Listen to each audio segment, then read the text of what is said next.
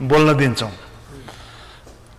तर फर्केर जाँदा चाहिँ अनि फेरि खुब बोल्दै जान्छौँ बाटोमा र हप्ता दिनपछि त्यो कमिटी अलि लम्बिँदै गएको हुन्छ। फल्नाले यसो भनेको थियो, ढिस्काले यसो भनेको थियो। समितिमा, बोर्डमा जसले आइडिया ल्याउँछ, हेर्नुहोस् है, जसले आइडिया ल्याउँछ त्यो आइडिया ल्याइसकेपछि त्यसलाई पारित गरिसकेपछि चाहिँ सबै समितिको सदस्यको अनरसिप हुनुपर्छ त्यसमा। फल्नाले गर्दा मात्रै, फल्नाले बढी बोल्यो, फल्नाको मेरो राम्रो आइडिया,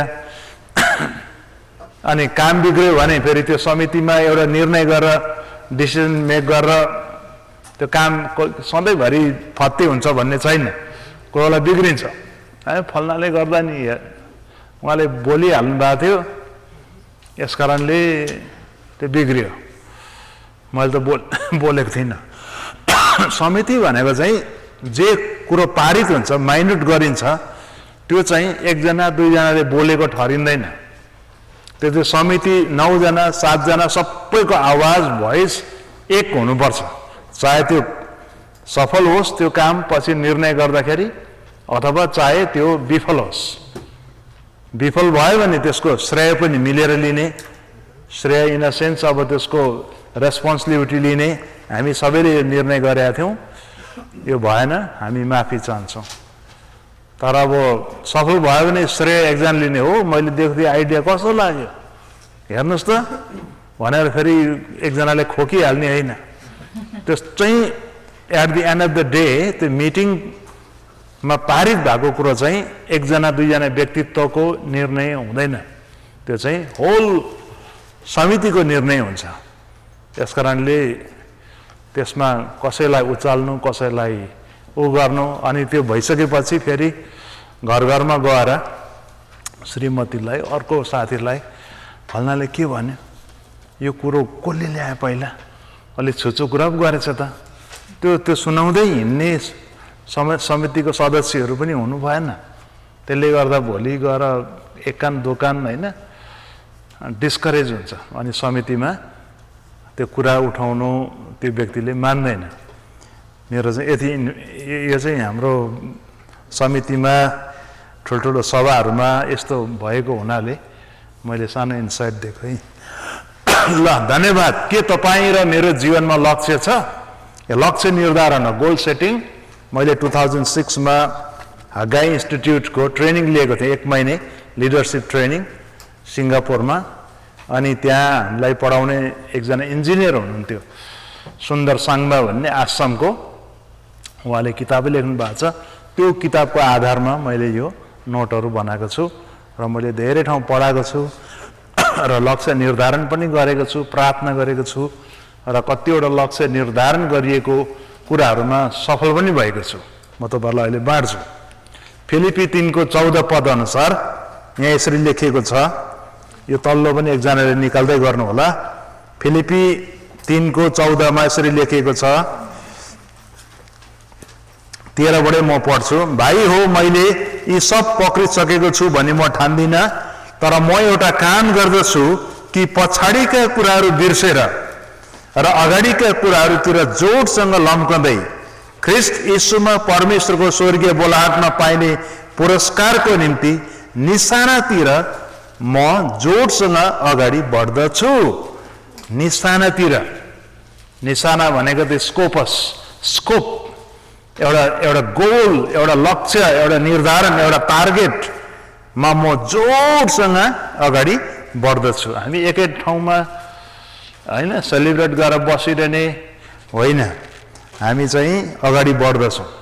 अब तपाईँले यत्तिका धेरै कुराहरू सिक्नुभयो 2 दिनको सेमिनारबाट। अब भोलि चर्च मर्ज हुँदैछ विधिगत रूपमा प्रार्थना सहित, अब अगाडि बढ्नु पर्यो। यसै कारण लिडरसिप भनेको चाहिँ 3टा कुरा, यो टुलको 4वटा खुट्टा रहेछ, तर कतिवटा टुलमा 3टा खुट्टा हुन्छ। लिडरसिपमा नोइङ, बिइङ, डुइङ। नोइङ भनेको चाहिँ सबै ज्ञान आर्जन गर्नु, थाहा हुनु राम्रो कुरा हो। अब यहाँ सबै हेड नलेज बढाएर मात्रै जानेर मात्रै काफी छैन होइन। अब त्यो कुरोलाई डुइङ गर्नु पर्यो, गर्नु पर्यो हैन। अनि बिइङ पनि हुनु पर्यो। कसरी हुनु, बुवा कस्तो हुनु, पास्टर कस्तो हुनु, बिइङ हामीले सुन्यौँ, तर डुइङ पनि, काम पनि गर्नु पर्यो। फेरि काम नगर्ने, अब एकदम आत्मिकी पल्टिने, खालि 40 दिने प्रार्थना वर्षमा 3 चोटि गर्ने, कुनै लक्ष्य छैन हैन। उपरवाले देगा त छप्पड फाड्के देगा भन्यो, पर्ख्यो हैन। ढोकामा के अरे ईश्वरले दिन्छ भन्दैमा ढोकामा दुध दिएर त अडिँदैन। काम पनि गर्नु पर्यो। परमेश्वरले हाम्रो पनि सहभागिता, हाम्रो पनि पार्टिसिपेसन खोज्नुहुन्छ। परमेश्वरले हाम्रो पनि एक कदम मैले अगाडि बढायो भने उहाँले हामीलाई 3 कदम अगाडि बढाउनु सहायता पुर्याउनुहुन्छ। लुका 14 को 28 देखि 29-30 पढी, कसैले पढिदिनुहोस् त।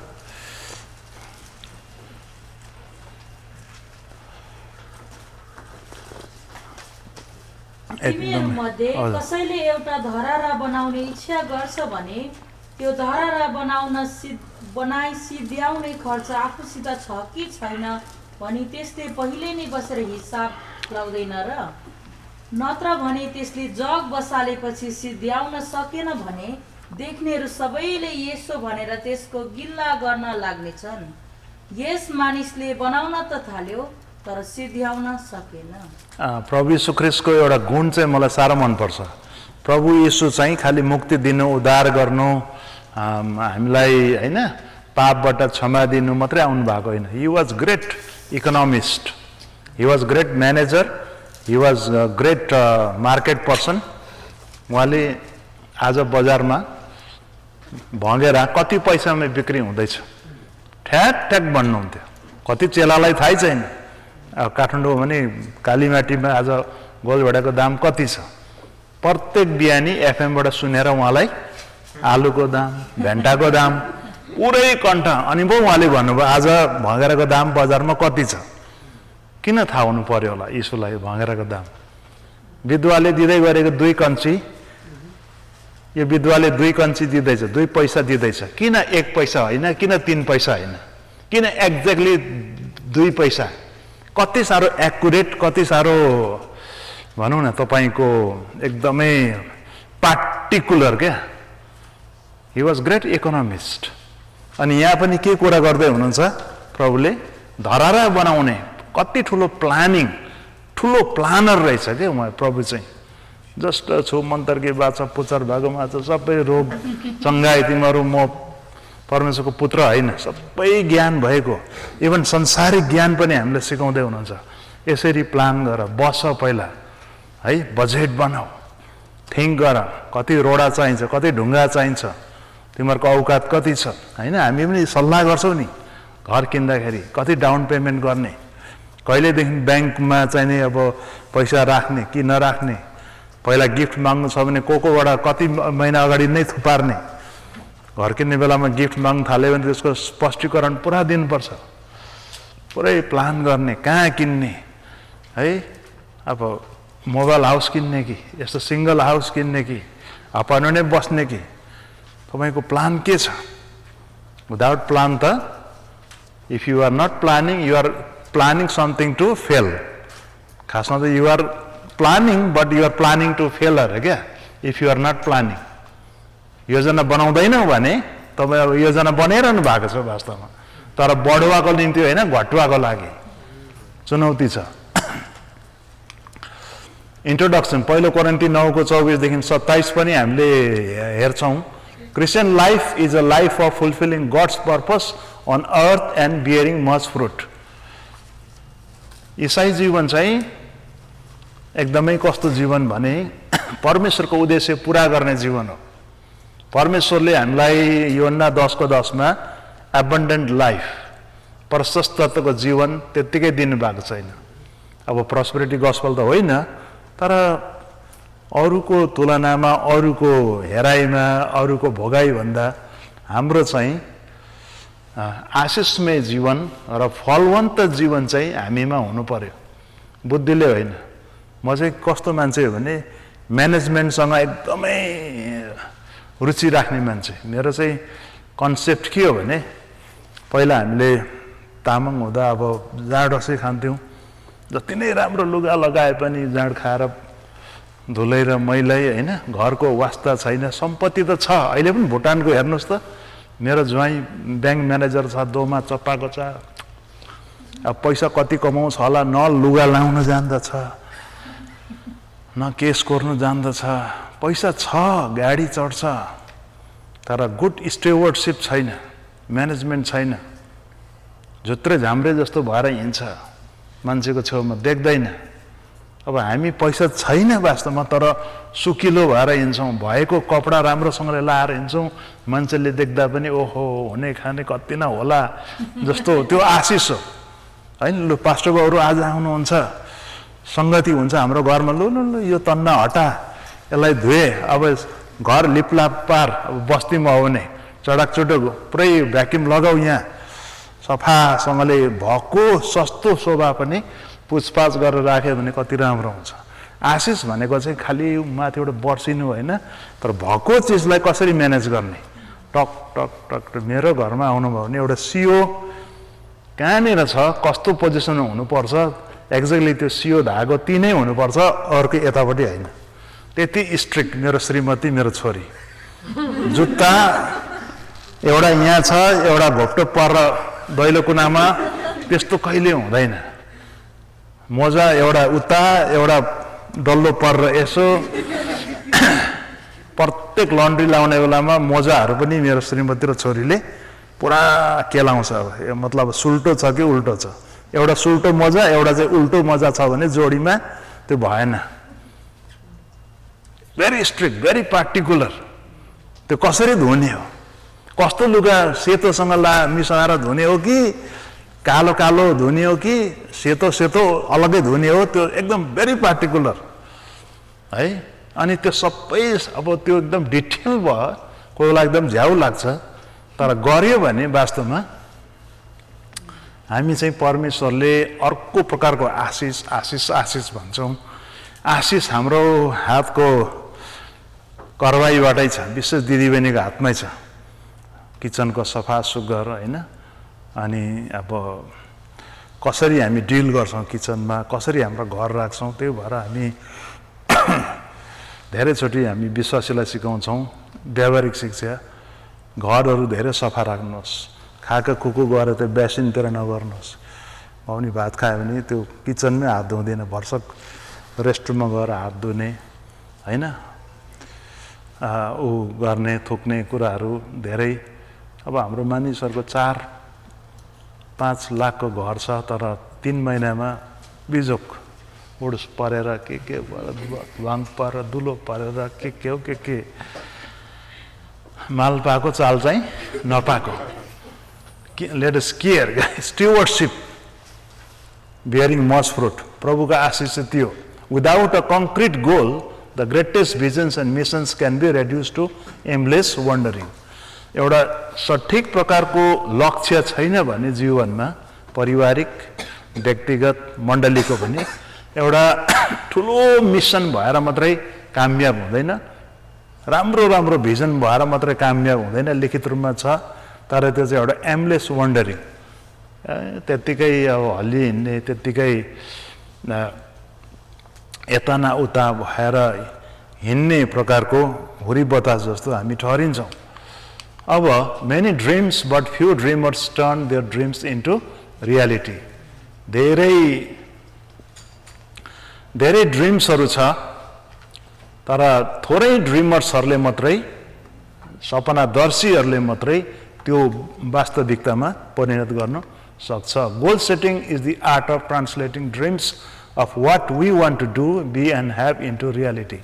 गोल सेटिङ लक्ष्य निर्धारणले चाहिँ पहिला सपना हुनु पर्यो, सपना इन अ सेन्स आफ्नो त्यो परिकल्पना हुनु पर्यो। त्यो परिकल्पनालाई कागजमा उतारेर साँच्चै नै कार्यान्वयनमा वास्तविकतामा उतार्न सक्नु चाहिँ त्यो चाहिँ गोल सेटिङ हो होइन। मनमै मात्रै कल्पिनु, मनमै मात्रै अब ड्रिमर्स हुनु मात्रै भनेको चाहिँ होइन। Goal setting can be one wonderful tool to fulfil our dreams. Goal setting एकदमै राम्रो वन्डरफुल टुल हुन्छ हाम्रो सपनाहरू, हाम्रो भिजनहरू, दर्शनहरू पुरा गर्नको निम्ति। अनि परमेश्वरले त्यो पोटेन्सियल हामीलाई दिनुभएको छ। परमेश्वरले हामीलाई त्यो पोटेन्सियल दिनुभएको छ। मैले जहिले पनि पेन्सिल उदाहरण गर्छु। पेन्सिलको त्यो पहेँलो भाग, काठको भाग मात्रै असल होइन, त्यो भित्र हुन्छ त्यो गुदी चाहिँ पोटेन्सियल हो, त्यो चाहिँ गुणस्तरीय हुनुपर्छ। त्यो वास्तवमा त्यो मुद्दती कुरो चाहिँ त्यो हो। Do you want safe landing? Goal setting is not merely a technique. यो एउटा टेक्निक मात्रै होइन टु एचिभ एन अब्जेक्टिभ, हाम्रो उद्देश्य पुरा गर्नको निम्ति, तर एउटा कन्सेप्ट हो, deeply rooted in the word of God. परमेश्वरको वचनमा एकदमै जरा गाडिएको छ यो है। यो एकदमै यो आत्मिकी कुरा हो। दोस्रो तिमोथी 4:5 पद अनुसार। अब यसको आइरोनिकलमा कतिले भन्छ प्रभुले जस्तो अगुवाई गर्नुहुन्छ म त्यसरी जिउँछु, प्रभुले मलाई देखाइहाल्नुहुन्छ होइन। अनि हामी चाहिँ केही पनि गर्दैनौँ। हाम्रो पार्टबाट चाहिँ हाम्रो पोटेन्सियल लगाएर, दिल दिमाग लगाएर, घोत्लिएर होइन, चिन्तन मनन गरेर हामी सोच्दैनौँ। अनि खालि पवित्र आत्मा र अनि परमेश्वरको अगुवाई मात्रै पर्खिन्छौँ। अब कतिचोटि सधैँभरि परमेश्वरको आत्माले हामीलाई अगुवाई गर्नुहुन्न। कतिचोटि हामीलाई त्यो सोच्ने शक्ति, खुट्याउने बुद्धि परमेश्वरले हामीलाई दिनुभएको छ, त्यो अनुसार हामी चल्नु पर्यो। कति पास्टरले त अब अघि हिजो पनि मैले भने, अघि बिहान पनि, वचन प्रचारको लागि तयारी गर्नुहुन्न। पुलपिटमा जान्छु, देखा जाएगा फुत्त यो अम्ली यसो लाएर पल्टाउँछु, योभन्दा 3को 16 आयो भने त्यहीँबाट प्रचार गर्छु, ऐबको निस्क्यो भने त्यहीँबाट गर्छु भन्ने मेन्टालिटीको हामी पनि हुन सक्छौँ कतिचोटि। तर सधैँभरि त्यो एकदमै हुँदैन। त्यस्तो अवस्थामा छ। परमेश्वरले के देखाउनुहुन्छ पुलपिटमा जाँदा, म त त्यही अगुवाईमा चल्छु। तर सधैँभरि त्यो नहुन सक्छ। एउटा लक्ष्य राख्नुपर्छ। लक्ष्य नराख्ने मान्छे को हो? हिजो दिदीबहिनीहरूले बेलुकी आज कस्तो कुर्ता लाउँछु भनेर हिजै सोच्नु भएको थियो।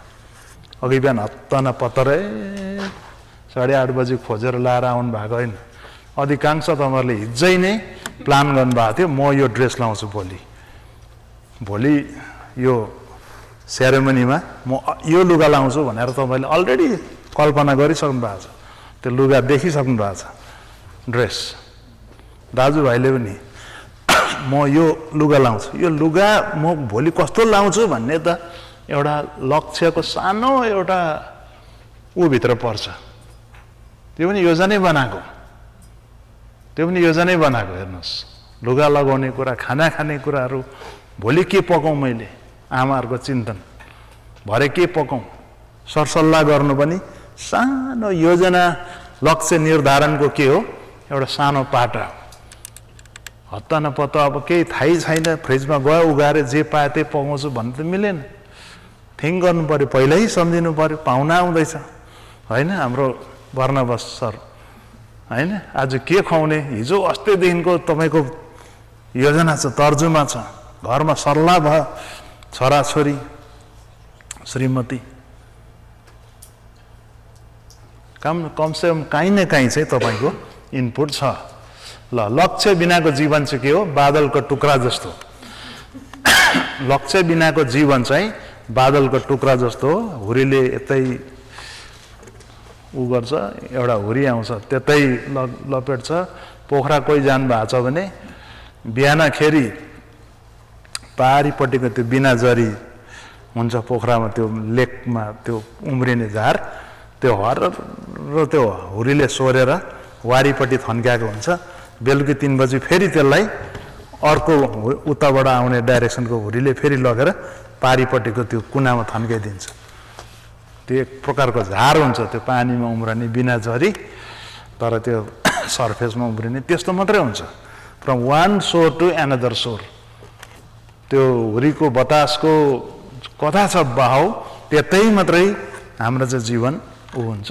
कुनै पनि एउटा ठोस, एउटा परिमार्जित, ठोस, एउटा निर्धारित प्रकारको लक्ष्य र अडान हुँदैन। बिना प्रयोगको सर्टको टाँक जस्तो, त्यो चाहिँ मैले नै भनेको है। बिना प्रयोगको सर्टको टाँक, कोही कोही बेला नयाँ नयाँ ब्रान्डेड सर्टहरू किन्दाखेरि तल एउटा टाक हुन्छ क्या, सानो पनि हुन्छ ठुलो पनि हुन्छ, किन राखिदिएको होला त्यो एक्स्ट्रा, त्यसको पनि दाम तिरेको छौँ हामीले होइन, त्यो छोडिन्छ भनेर त्यो एक्स्ट्रा राखिदिएको।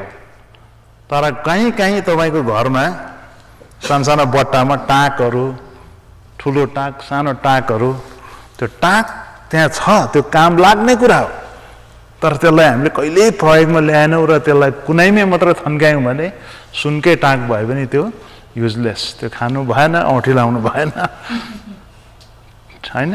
बिना प्रयोगको सर्टको टाँक जस्तो त्यसलाई प्रयोगमा ल्याउनु पर्यो, लक्ष्य छैन भने।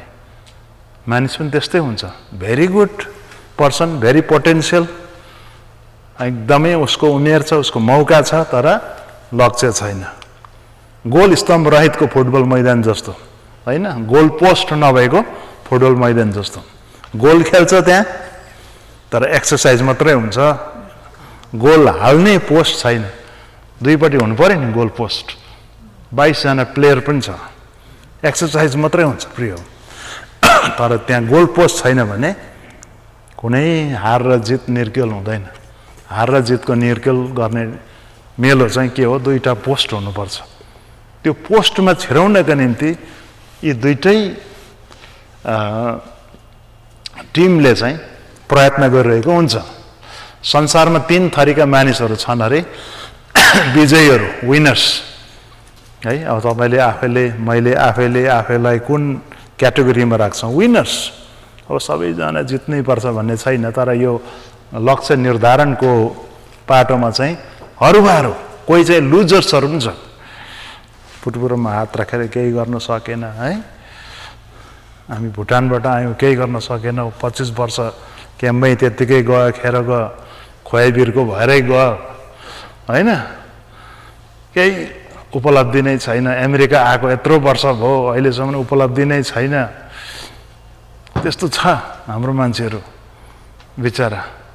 त्यो के पारा नआएको कति भयो भने त 12 वर्ष अहिले पनि अपार्टमेन्ट हुनु त अपार्टमेन्टै बस्नु अब असफल व्यक्ति भन्नु मिल्दैन यहाँ।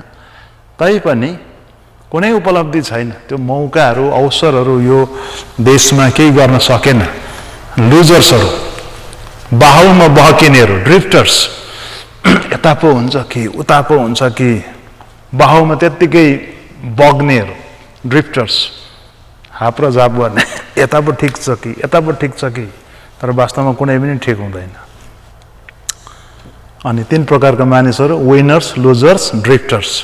हामी कस्तो बन्न चाहन्छौँ होला होइन? यसो हेर्दा सम्झिँदा पनि हामी चाहिँ एकदमै विनर्स बन्न चाहन्छौँ, विजेताहरू भन्दा पनि विजय बन्न चाहन्छौँ, लुजर्स होइन, ड्रिफ्टर्स पनि होइन, ड्रिफ्टर्स पनि होइन, धेरै ड्रिफ्ट होइन, धेरै प्रकारको सोच्ने, धेरै कुराहरू चेन्ज गर्ने होइन पनि होइन। हामी विजय बन्न जन्मेका हौँ। सर एडमन्ड हिलरीको साहसी उद्घोष के छ भने, म जित्नेछु धारणा, I can win concept, I can win concept. भजन सङ्ग्रह 139 को 13, 14, 15, 16 पदमा हामीले पढ्यौँ भने आमाको गर्भमा हामीलाई परमेश्वरले अचम्म र अद्भुत रीतिले बनाउनु भएको, हामीलाई अचम्म प्रकारले बनाउनु भएको छ। एडमन्ड हिलरीले माउन्ट एभरेस्ट एकैचोटिमा उनले क्लाइम गरेको होइन, शिखर चढेको होइन, पटक पटक करिबन दोस्रो 2 चोटि होला सायद, मलाई यकिन भएन, 2 चोटि फेल खाएको। अनि फेरि तेस्रो चोटिमा चाहिँ उनले जितेको। तर उनको देशमा, विशेष न्युजिल्यान्ड हो, तर युकेमा उहाँलाई ठुलो समारोहमा चढ्न नसके तापनि कोसिस गरे बापत तेन्जिङ शेर्पा र एडमन्ड हिलरीलाई त्यहाँ डाकियो समारोहमा, हेर्नुहोस् है। अनि सम्बोधन गर्न दियो रङ्गमञ्चबाट। त्यो रङ्गमञ्च, त्यो स्टेजमा चाहिँ पछाडिपट्टि ठुलो माउन्ट एभरेस्टको चित्र राखेको थियो। त्यसलाई चढ्ने क्रममा ऊ फेल भयो, तैपनि उहाँको कोसिसको असफल भए तापनि त्यो कोसिसलाई एकदमै मान्यता दिएर त्यहाँको आयोजकहरूले उहाँहरूलाई बोलाउनु भएको थियो। तर सर एडमन्ड हिलरी, उहाँले सम्बोधन गर्नुभन्दा पहिला, मानिसको भिडलाई सम्बोधन गर्नुभन्दा पहिला माउन्ट एभरेस्ट सगरमाथाको चित्रलाई देखाएर उहाँले यसरी भनेछ, माउन्ट एभरेस्ट सगरमाथा तिमीले मलाई 2 चोटि हरायौ, तर म तेस्रो चोटि आउँदैछु। अबको तेस्रो चोटिमा म जित्नेछु, कारण म बढ्दैछु, तिमी कहिले पनि बढ्दैनौ। तिमी बढ्दैनौ, तिम्रो हाइट जस्तो पहिला थियो त्यस्तै छ, तर मेरो साहस, मेरो उत्साह, मेरो मोटिभेसन मेरो बढेको छ। तैँले मलाई डिमोरलाइज र डिमोटिभेट गर्नु सक्दैनस्। I am growing, I have been grown, म बढिरहेको छु है, म वृद्धि भइरहेको छु। आई क्यान विन यु भनेर त्यो टाकुरालाई, माउन्ट एभरेस्टको टाकुरालाई च्यालेन्ज गरेछ। अब यसो हेर्दा त मूर्खता हो त्यो भित्ताको नक्सालाई, तर पनि सर एडमन्ड हिलरीको साहस र उनको चाहिँ आँट, उनको कोसिस, उनको एफोर्टलाई हामीले विचार गऱ्यौँ भने हरेस नखाने उनको लक्ष्य थियो त्यो टाकुरामा एकदमै पुग्ने। किन लक्ष्य निर्धारण गर्नु भने लक्ष्य निर्धारणले दिशा निर्देश गर्छ, एउटा डाइरेक्सन दिन्छ। लक्ष्य राखेको छौँ भने मेरो दिशा यो, मेरो डाइरेक्सन यो, हामीले बाटो पक्रेको हुन्छौँ। एउटा दिशा निर्देश लिएर हिँड्ने मान्छेको एउटा डाइरेक्सन हुन्छ। जिपिएस नलाइकन म कलम्बस पुग्छु भन्नुहोस् त, होला थाहा होला कतिवटा रुटहरू, तर स्टिल बाटोमा हामी हराउँछौँ। जिपिएस नलाइकन अब तनपत्त कहाँ निस्किने भनेर गाडी स्टार्ट गरेर निस्किनुहोस् त कहाँ जाने?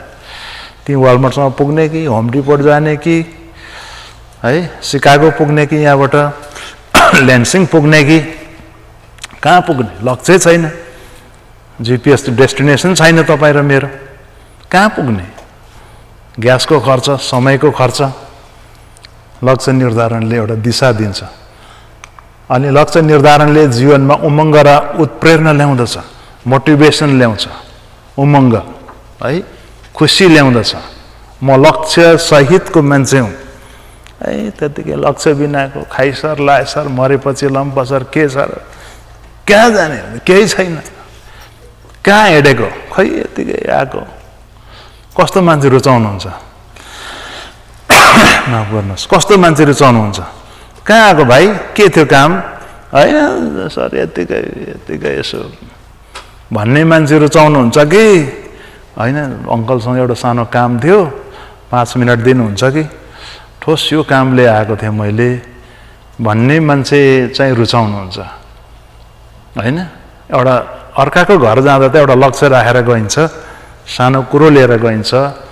त्यो जाने बित्तिकै एउटा चाहिँ नि हामी केही कुराहरू भन्छौँ। क्याम्पतिर होइन बच्चाहरू आउँथ्यो खेल्थ्यो भुराहरूसँग आँगनमा। भरे साँझ पर्ने बेलामा त्यो घरको आमाले ए फल्ना जा घर जा, रात परिसक्यो, आमाले खोजिसक्यो होला भन्दाखेरि बल्ल 3 घन्टा पछि आन्टी हाम्रो आमाले भनेको 3 अमल तेल दिनु अरे भनेर पछाडि एउटा सानो बोतल निकाल्थे। भुटानमा क्याम्पतिर 3 अमल तेल पैँचो दिनु अरे। त्यो बच्चाले अघि लक्ष्य भुल्यो, अघि 2 घन्टा बच्चासँग खेल्यो अनि लगार्ने बेला चाहिँ भन्दैछ अब चाहिँ बल्ल म आएको कारण चाहिँ के रहेछ? त्यो बच्चा आएको कारण 3 अमल तेल पैँचो माग्नुको लागि पो आएको रहेछ। आज पाहुना आउँदैछ, आमाले भनेको। उहाँ आमा भुटभुटिसक्यो बिचारा, छैन।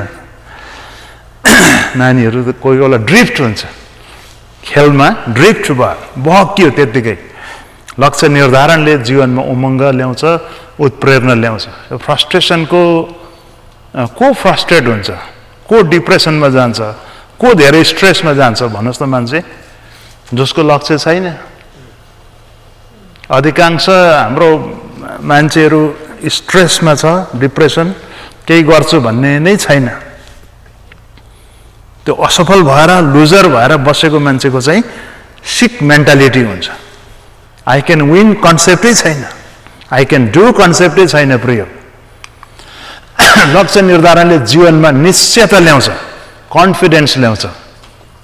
म जिउँछु, वालमार्ट गएर म डोरी खोज्दिनँ है, बन्दुक किनेर ल्याएर म आफ्नै कन्सर्टमा ताक्दिनँ। निश्चयता छ जिउने, म जिउँछु, यति वर्ष जिउँछु, मैले जिउनु पर्छ, मैले गर्नुपर्छ, यति वर्ष मैले अझै खर्चिनुपर्छ यो जीवन। एउटा निश्चयता छ, कन्फिडेन्स छ जिउनको लागि पनि। खै अब कति वर्ष बाँच्छु, किन बाँच्छु, कहाँ बाँच्छु थाहा छैन। त्यो चाहिँ अब जिन्दगीमा रस नभएको जिन्दगी देख्नुहुन्छ। कोही मान्छेहरू एकदम जहिले पनि डिप्रेस्ड, जहिले पनि निराश भनेको नि खासमा निरस हो क्या, रस बिनाको सुन्तला जस्तो रसै छैन। अनि एकदमै तपाईँको के छ भाइ जीवन भन्यो है, केही छैन अङ्कल, त्यस्तो मान्छेसँग छोरी दिन्छ तपाईँले।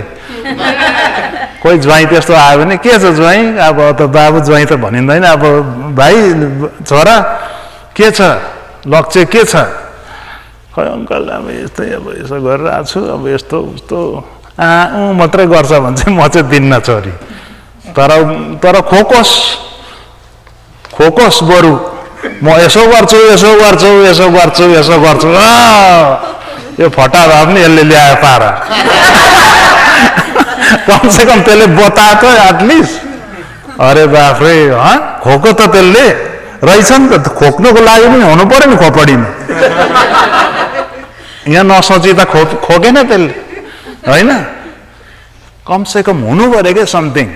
हामी अहिले हुँदैन होला, तर एउटा लक्ष्य, म यस्तो बन्छु, मेरो एउटा एम्बिसन छ भन्ने समथिङ होस्। हामी धेरै सपोर्ट माग्छौँ मान्छेहरूलाई। अब पास्टर्सहरूको पनि होइन, के छ भिजन भन्दाखेरि अब जेनरल टाइपको भन्छौँ, प्रभुले जसरी चलाउनुहुन्छ त्यसरी जिउने हो मात्रै भन्छौँ। त्योभन्दा उपर अब स्पेसिफिक टाइप अफ लक्ष्य 1 2 3 4 5 मिसन गोल्स भिजन टक भन्न सक्दैनौँ।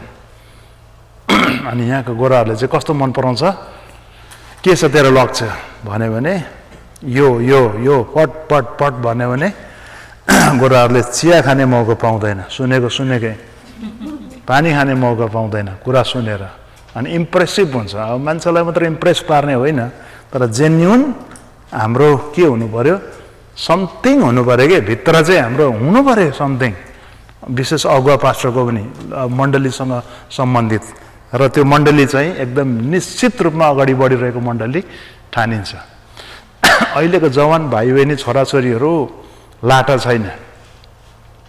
उनीहरूले यो मण्डलीको लक्ष्य भिजन मिसन के छ र कता कुन डाइरेक्सनमा गइरहेको छ चर्चहरू, अहिलेको केटाकेटीहरूले एकदम थाहा पाउँछ।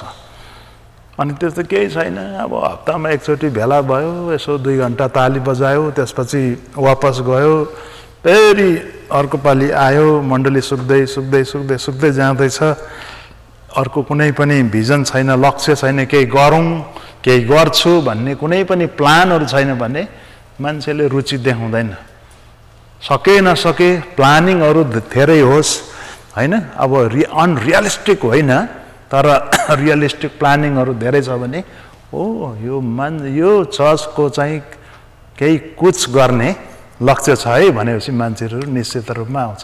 लक्ष्य निर्धारणले जीवनमा लेखा राख्न सिकाउँछ, एकाउन्टेबल बनाउँछ, होइन? म 6 बजी उठ्नुपर्छ, मैले 2-3 घन्टा व्यायाम गर्नुपर्छ, मैले यसरी पढ्नुपर्छ, मैले यसरी खट्नुपर्छ, मैले हप्तामा कमसेकम 3 चोटि मैले भिजिट जानुपर्छ पास्टर हो भने, मैले वर्षमा 3टा लिडरसिप ट्रेनिङ राख्नुपर्छ। अनि त्यो 3 चोटि भनेको लेखा राख्नु, अलरेडी प्लान गर्नु, होइन? निर्धारण गर्नु, लेखा राख्न सिकाउँछ, एकाउन्टेबल बनाउँछ। लक्ष्य निर्धारणले जीवनमा आदर ल्याउँदछ, रेस्पेक्ट ल्याउँछ। लक्ष्य बिनाको मान्छे अघि भने होइन के गर्ने बाबु, अब 2 वर्षमा खै केही छैन, अब के हुन्छ हेर्छु भन्यो भने त्यति मान्छेले रेस्पेक्ट गर्दैन। तर अब मेरो यो लक्ष्य यो छ, त्यसपछि म यो गर्छु, म कलेज जान्छु, कलेज पढिसकेपछि म यो हुन्छु, त्यसपछि मेरो लक्ष्य यो छ भन्यो भने त्यो मान्छेले पनि रेस्पेक्ट गर्छ।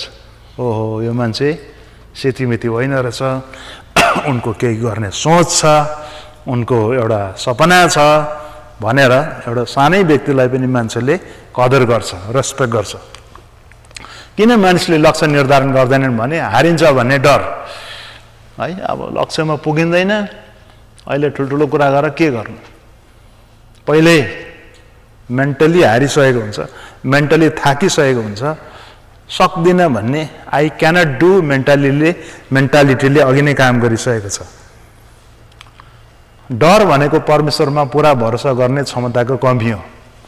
Fear is incapability of trusting God fully है। अब इङ्ग्लिस मेरो कथा मिल्यो कि मिलेन होइन। डर भन्ने शब्द चाहिँ परमेश्वरमा पुरा भरोसा गर्नु नसक्नुको एउटा उपज हो। अनि पो डर आयो, शङ्का आयो होइन, पहिल्यै हारिन्छ भन्ने डर। खै अब हाम्रो धेरै त्यस्तो हुन्छ। अहिले धेरै ठुल्ठुलो कुराहरू नगरौँ होला, पुर्याउनु सकिएन भने लाजको पसारो के भन्छ मान्छेले होइन भन्ने पहिल्यै हार खाइसकेको हुन्छ। डर शैतानको एक अस्त्र हो।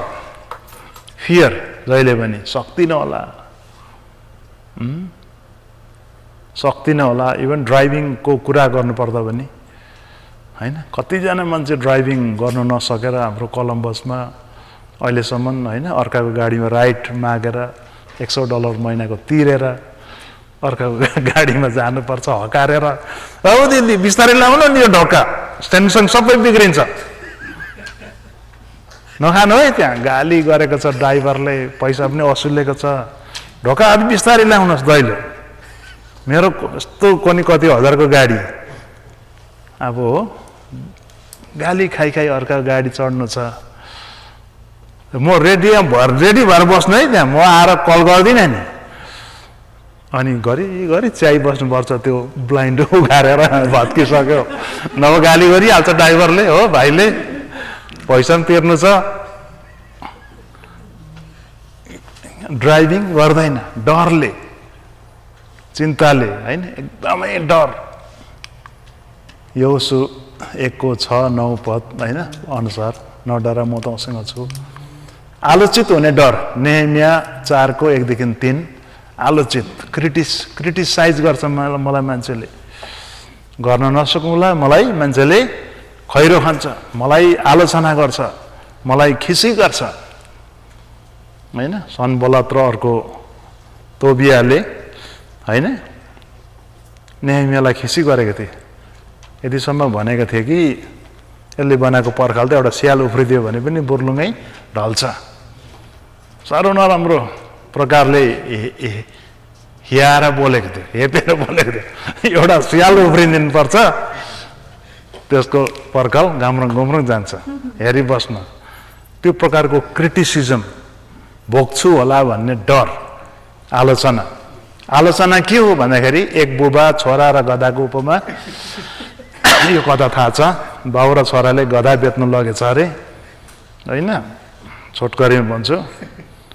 परबाट एउटा केटाहरू आउँछ, के हो बाउ छोरा, गधालाई त्यत्तिकै हिँडाउने, लाटा मान्छेहरू चढ्नु नि, गधा त चढ्नु पो त, चढ्ने पशु हो यो, सवारी हो यो, सवार गर्नुपर्छ। हत्तेरिका छोरा चढ भनेर बाउले भन्छ। पराबाट बुढो मान्छेहरू आइरहेको रहेछ, यो हेर आजकलको केटाहरू बुढो बाउलाई हिँडाएर, तिमी चाहिँ ठाटसँगले हेर तन्नेरी केटा हिँडेको, बाउलाई चाहिँ हिँडाएर भक्कु गाली गरेछ छोरालाई। लु हुँदैन बाउ, तिमी चढ हो, तिमी चढ भनेछ, बाउलाई चढाएछ। उताबाट उरन्ठ्याउला केटाहरू आएर छ, बुढो मान्छे क्या हो, सानो केटालाई चाहिँ हिँडाएर आम्मामा यत्रो यसो ओठ निचर्दा दुध आउने केटालाई चाहिँ छोरालाई हिँडाएर पापी बुढो भनेर पुरा त्यस्तै केटाहरूले। लु हुँदैन छोरा, अब दुईजनै चढौँ भएन होइन, दुईजनै चढौँ भनेछ अरे। उताबाट पशु के अरे अधिकार कर्मीहरू आउँदै रहेछ अरे, औ अहिले फोन गर तिमीहरूलाई म पुलिसलाई दिउँ, एउटा सानो एउटा एकदम यो कमजोर पशुमाथि दुईजना चढ्ने, यो पशुको अधिकार छैन मार्ने भनेछ अरे क्या। अनि लु हुँदैन छोरा उफ्री के अरे उत्री, अब यसलाई के गरौँ त, त्यसै हिँडाउँदा पनि गाली खाएको छ, तँ चढ्दा पनि म चढ्दा पनि गाली, दुईजना चढ्दा पनि गाली, एउटा बाँसले बाँस र डोरीले यसको पातो कस चारटै खुट्टा बाँध यसरी, अब तैँले बाँसमा बोक यतापट्टि, अब हिँडाउँदा भएन त। अनि पुल आइपुगेछ, तपाईँको अब यसरी झन्ड्याएर बाउ छोराले अब लाँदा त मान्छेलाई खुसी पार्नु लानु पर्यो नि, उताबाट पारीबाट कराछ, के देख्नु पर्यो अचम्मै जिन्दगानीमा। मान्छेले गदा बोकेर तारेको, राम्रै गदा भारमा तारेको त्यो मान्छेको हल्लाले पुलबाट गुल्टेर गदा मरेछ अरे तल झरेर। अनि कसैको तपाईँको आलोचना, क्रिटिसाइज वास्तवमा सुन्नु हुँदैन। मान्छेले त के भन्छ, अघि गदा हिँडाउँदा पनि गाली खाएको छ है, छोरालाई चढाउँदा पनि गाली, बाउ चढ्दा पनि गाली, दुईजनै चढ्दा पनि गाली, यता भएन भारमा बोक्दा पनि गाली खाएर तर्साएर। एलेक्जेन्डर ग्राम्स बेल र दूरसञ्चारको आविष्कार तपाईँलाई थाहा छ, कति धेरै आविष्कारपछि, कति धेरै आविष्कार फेल्योर पछि उसले चाहिँ गरेको छ। अनि उनले भनेछ 10,000 times I have not failed, but 10,000 times I have tested that how can I succeed. 10,000 times चाहिँ मैले फेल खाएको होइन, तर 10,000 times चाहिँ मैले सक्सेस कसरी हुनुपर्ने रहेछ भनेर आफूले आफूलाई टेस्ट गरेको। कति साह्रो पोजिटिभ होइन। अनि हिँड्ने मान्छे लड्छ, हामीले लक्ष्य निर्धारण गर्नुपर्छ। एक दुईचोटि विफल भएँ, असफल भएँ भन्दैमा हरेस खानु हुँदैन प्रिय। मैले स्कुल तपाईँको 7 कक्षामा भुटानमा छोडेर 3 वर्ष गोरु जोतेर हलुवा टाइट जाँड खाएर चाहिँ भुटानमा एकदम बिहा व्रतमा मात्रै हिँडेको। त्यो भेगको दादा घुमाउने नैनताल, 4 घरे, च्याङमारी सुन्नु भएको छ भने त्यो भेगमा कहाँ चिन्ता बस्छ, नर्बु पुगेको छ राति जाँड खानुलाई, कहाँ कसकोमा बिहा छ पुगेको छ, बोलाउनु पर्दैन। एक दुईवटा केटा लियो हिँड्यो पल्टो, आफूले गाली गर्नुहुन्थ्यो होइन। 10 बजी भएपछि सर्लक्क मेरो चाहिँ के अरे सिरक चाहिँ सुतेको जस्तो लमतन्न पार्यो, खिर्कीबाट हाम पालेर कहाँ पारीपट्टि नैनताल पुगेको छ कि 4 घरपट्टि, बुढोले परबाट टस लाएर हेर्दा छोरा सुतिरहेको छ। बिहान भालेको डाकमा आएर फेरि सुत्यो, कुकुरलाई थुम्थुमाउँदै, कुकुर बोकेर फेरि बाउ उठ्छ भन्ने डर। 3 वर्ष मेरो एकदम जिन्दगी बिग्रियो। अब धेरै नभन्नु है, त्यति बेलाको जिन्दगी के गरे। तर म त्यो सबै भेग छोडेर म पेमागेसल भन्ने ठाउँमा गएर पढेँ, एकदम शिखर भोटे गाउँमा। 3 वर्ष स्कुल छोड्दा पनि म गएर 7मै रिपिट गर्दा पनि मभन्दा ठुल्ठुलो भोटे केटाहरू थियो क्या, स्टिल ठुल्ठुलो बुढो चाहिँ 7-8मा पढ्थ्यो। अनि त्यहाँ गएर मैले पढेँ। अनि त्यसपछि यति साह्रो इक भयो, जहिले फर्स्ट सेकेन्ड हुने। त्यसपछि मैले सरासरी पढेँ, एउटा सफलता भयो। अनि हिँड्ने मान्छे लड्छ, एक दुईचोटि असफलताले हामीलाई नरोकोस् क्या।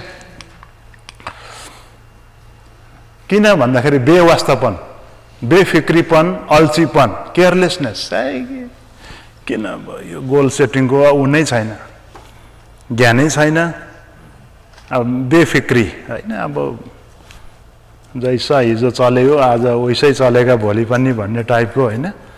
के गोल सेट गर्नु, के घोत्लिनु, के सल्लाह गर्नु, के लिखित गर्नु होइन, किन योजना बनाउनु भन्ने हुन्छ।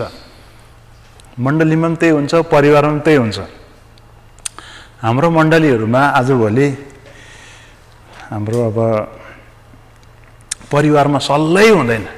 चर्चबाट सूचनाहरू दिएको छ, कसकोमा के छ, घर भरि मान्छे छ,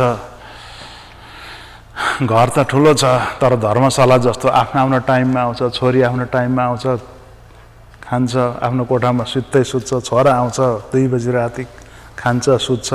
परिवारको हप्तामा एकचोटि टेबल टक गरेर बसेर प्रार्थना सरसल्लाह के छ, छोरी के छ, छोरा, टक छैन, मण्डलीमा के हुँदैछ थाहा छैन। 8 जना परिवार 8 के अरे डाइरेक्सनपट्टि छ, घरमा सरसल्लाह छैन, एकदमै घर होइन धर्मशाला, होटल जस्तो, मोटल जस्तो, आफ्नो आफ्नो टाइममा आउने, कफी बनाउने, खाने, 2 बजी राति टाप कहाँ गयो के गयो। त्यो प्रकारको घर नहोस् क्रिस्चियन परिवारहरू। टेबल टक गर्ने, भरसक एउटै टेबलमा सँगै खाने।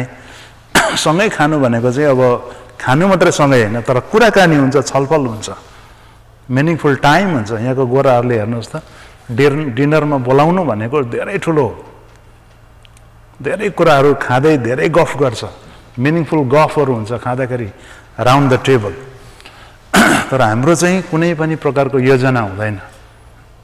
जस्तो अब पोहोर जस्तो चलेको थियो योपालि पनि त्यस्तै चल्छ होला भन्ने उसमा हामी जान्छौँ। हितोपदेश 6 देखि 11 तपाईँले पढ्न सक्नुहुन्छ। निश्चयताको कमी, ल्याक अफ कन्फिडेन्स। कुनै गर्छु, मैले गर्नुपर्छ, मैले यो चिज हासिल गर्नुपर्छ भन्ने कुनै निश्चयतै छैन, सोचै छैन। अनि superiority complex versus inferiority complex. म भइहाल्छ, सुपेरियोरिटी भनेको चाहिँ अब भइहाल्छ, चलेगा, सक्छु मैले। अन्त कोही चाहिँ अब एकदम इन्फेरियर, म सक्दिनँ। अघि ड्राइभिङ मैले भने होइन, म कुदाउनै सक्दिनँ, कहिले आँटै गर्दैन, हेर्नुहोस् आँटै गर्दैन। खराएर कछुवाको दौड अब तपाईँहरूलाई थाहा छ फेरि भने होइन। खराएको चाहिँ एकदमै आफ्नै गति थियो, के अरे आफ्नो निश्चयता थियो, तर ओभर कन्फिडेन्ट थियो। कछुवाको आफ्नो रफ्तार थियो, उसले छोडेन। अनि अन्तिममा त कछुवाले जित्छ। तर क्रिस्चियन यो कथा चाहिँ अझ क्रिस्चियन भर्सन चाहिँ एउटा खोला आउँछ, खोलामा चाहिँ फेरि 2 जना सल्लाह गर्छ। खरायो पनि तर्न सक्दैन, कछुवा पनि त्यत्रो ठुलो सक्दैन। तर कछुवाले भन्छ अरे लु मेरो ढाडमा आङमा चढ, म तार्छु। त्यो चाहिँ क्रिस्चियन भर्सन हो, अलिकति थपेको कसले हो होइन। कठिन परिश्रम गर्नुपर्ने डर, डिलिजेन्ट एन्ड हार्डवर्क। लक्ष्य निर्धारण गर्नु पर्दाखेरि, लक्ष्य पुरा गर्नुपर्दा त केही न केही काम त गर्नुपर्छ, हार्डवर्क गर्नुपर्छ। अनि त्यो नगर्ने, हार्डवर्क चाहिँ नगर्ने, परिश्रम नगर्ने, तल्लीन नहुने, एउटा चिन्तन र मननमा नजाने, सरसल्लाह नगर्ने, परिश्रम नगर्ने, त्यत्तिकै त आउँदैन। केही चिज पनि त्यत्तिकै हुँदैन, कुनै पनि कुरा सर्टकट हुँदैन। इभन सेवाकाईमा पनि धेरै परिश्रम गर्नुपर्छ। प्रभुको बोलाहाट, प्रभुको छ, तर पनि एक प्रकारको परिश्रम अगुवा पास्टरले सेवाकाईमा गरेको हुनुपर्छ। मामाले पगरी गुथेर त्यत्तिकै टिको लगाइदिएर भान्जालाई लु गरी खाऊ भने जस्तो होइन सेवाकाई पनि होइन। त्यति सजिलैसँगले त्यो अभिषेक आउँदैन, परिश्रम गर्नु पर्यो होइन, डिलिजेन्ट हुनु पर्यो। एक चित्त समर्पणताको आवश्यकता, सिङ्गल माइन्डेडनेस। हाम्रो मनहरू धेरैतिर बरालिन्छ। एक चित्तको भएर सेवाकाई गर्ने होइन। धेरैचोटि हामी पास्टर्सहरू पनि ड्रिफ्ट हुन्छौँ। ओ त्यहाँ पो हुन्छ कि, त्यहाँ पो हुन्छ कि, त्यसो पो गर्नुपर्छ कि, फल्नाले त्यसो गर्यो मैले पनि गर्दा हुन्छ कि, अरूको कम्पेयर गर्छौँ, अरूको हेर्छौँ, लौ न नि यसो उसो। तर आफ्नो कल बुलाहाट वरदान अनुसार हामी कहिले पनि लागि पर्दैनौँ। धेरैचोटि हामी सिक्न खोज्छौँ। फल्ना जस्तो पढाउनु पाए हुन्थ्यो, फल्नाले जस्तो दामी आगो प्रचार गर्न पाए हुन्थ्यो।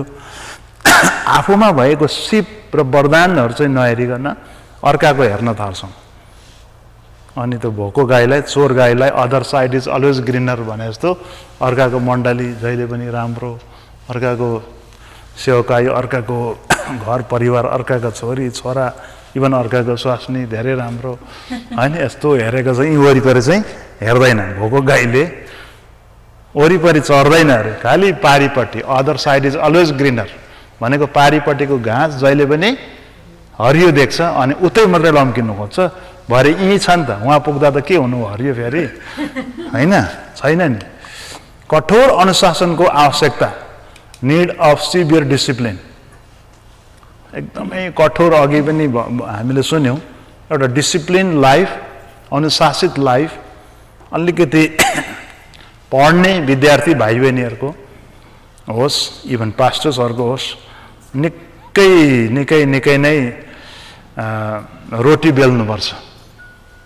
आशिष भन्ने कुरा त्यतिकै आउँदैन, अटोमेटिक छैन, निकै रोटी बेल्नुपर्छ। त्यसको मतलब परिश्रम गर्नुपर्छ, कठोर परिश्रमको आवश्यकता पर्छ। Need of hard work. Thomas Alva एडिसनको परीक्षण, विद्युत, सिम, ब्याट्रीको खपत, भण्डार, मौरीको परिश्रम हेर्नुहोस्, कतिचोटि एउटा मौरी घार र फुलको पासमा हजारौँ चोटि सानो आउन्स मह बटुल्नका निम्ति एउटा माउरीले 1000 चोटि एउटा फुल र घारमा आउजाउ गर्छ अरे क्या। मौरीलाई विचार गऱ्यौँ भने एकदमै परिश्रमिक, भेरी डिलिजेन्ट, हार्ड वर्किङ, अनि मात्रै हामी मह प्राप्त गर्छौँ। अहिले त अब सस्तो छ, मह किन्ने खान्छौँ, तर मौरीले उत्पादन गर्दाखेरि वास्तवमा एकदमै धेरै परिश्रम गरेको हुन्छ। आई हेभ नट फेल्ड, यो थोमस अल्फा एडिसनको रहेछ, उसले भन्यो, I have not failed 10,000 times but I have successfully found 10,000 ways that I will not work, that will not work. 10,000 चोटि चाहिँ यो कामयाब नहुने रहेछ, यो प्रकारले नहुने रहेछ भनेर मैले आविष्कार गरेँ त्यो, अनि मैले अन्तिममा यो चिमहरू, हरेक प्रकारका ब्याट्रीहरू उसले आविष्कार गरेको छ है। यो विद्युत, चिम, ब्याट्रीको खपत, भण्डारण, त्यो ब्याट्रीको भण्डारण, स्टोरेज उसले चाहिँ गरेको। उसले थोमस अल्फा एडिसनले त्यसरी भने। असन्तुलन आत्मिकीपन, इम्ब्यालेन्स स्पिरिचुअलिजम। कतिचोटि हाम्रो स्पिरिचुअलिजम पनि त्यही छ। अघि मैले भने अब परमेश्वरले दिइहाल्नुहुन्छ, भइहाल्छ, परमेश्वरले भोलि जस्तो अगुवाई गर्नुहुन्छ, म त्यहीँ जान्छु, सबै प्रभु भरोसा भन्छौँ। त्यो चाहिँ अब अल्ट्रा स्पिरिचुअलिटी भनेको एकदमै टु मच स्पिरिचुअलिटीमा फोकस गर्ने, तर वास्तवमा त्यो होइन पनि, अनि आफूले केही पनि नगर्ने। हवाई जहाजको कुन पखेटा महत्त्वपूर्ण हो, दायाँ कि बायाँ? दुइटै उस्तै हो। स्पिरिचुअलिटी पनि चाहिन्छ, हाम्रो तपाईँको परिश्रम, हाम्रो योजना बनाउने, तर्जुमा गर्ने पनि चाहिन्छ। मलाई धेरै क्रिटिसिजम आएको थियो, हामी बिएनसीमै थियौँ, स्ट्राटेजीहरू बनाउनु पर्छ, प्लानिङहरू गर्नुपर्छ भने के को प्लानिङ, मारा गोली, जस्तै परमेश्वरले अगुवाई गर्छ त्यस्तो चल्नुपर्छ। अहिलेसम्म त्यसरी चलेको हामी परमेश्वरको अगुवाईमा, त्यस्तो प्लानिङ, स्ट्राटेजी, रणनीति घोत्लिनै पर्दैन, योजनै बन्नु पर्दैन, कमिटी बस्नै पर्दैन, सल्लाह नै किन गर्नु। 40 दिन फास्टिङ बस्छ, प्रभुले जे हुन्छ प्लाट्टै त्यो गरिहाल भन्ने टाइपको अब त्यो टु मच स्पिरिचुअलिटी। तर अब योजना पनि बनाउनु पर्छ, समय सापेक्ष, हाम्रो कन्ट्री हेरेर, हाम्रो मानिसको यो डेमोग्राफिक स्टडी गरेर हामीले योजना बनाउनु पर्छ होइन। त्यो अनुसारको गोलहरू सेट गर्नुपर्छ होइन। अब डिस्करेज गरेको होइन, प्रार्थना गर्नु हुँदैन, प्रभुमा भर पर्नु हुँदैन भनेको होइन। यी सबै प्रार्थनाद्वारा नै गर्नुपर्छ। अघि प्रभुले नै भन्नुभयो, आत्मिकीपन र सिप दुवै बराबरी महत्त्वका छन्। प्रस्थान 31:1-11 पढ्यौँ भने आरामदायी ओथ्राबाट बाहिर निस्कनु हामीलाई गाह्रो पर्छ। अब यो कम्फोर्ट जोनबाट त बाहिर आउनुपर्छ। परिश्रम गर्ने मान्छे त आरामदायी त हुँदैन, अनि हामीलाई एकदमै गाह्रो हुन्छ क्या। कुनै पनि चेन्जेसहरू ल्याउनु पर्दाखेरि पेन हुन्छ, अनि पेन नआइकन ग्रोथ हुँदैन। अब तपाईँहरूले पनि हात यसो गर्नुहोस् त, जाडो महिनामा हात यसरी गर्नुहुन्छ, दाहिने हात अवश्य पनि माथिबाट हुन्छ, तर अब लिटरली तपाईँको दाहिने हात चाहिँ मुनिबाट पार्छु, देब्रे चाहिँ माथिबाट पार्छु भन्यो भने अलिकति असजिलो हुन्छ सुरुमा। कुनै पनि चेन्ज शरीरमा असजिलो महसुस हुन्छ, तर चेन्ज ल्याउनुपर्छ, भलाइको निम्ति चेन्ज गर्नुपर्छ, तर असजिलो हुन्छ सुरुमा, एकदम असहज महसुस हुन्छ हैन।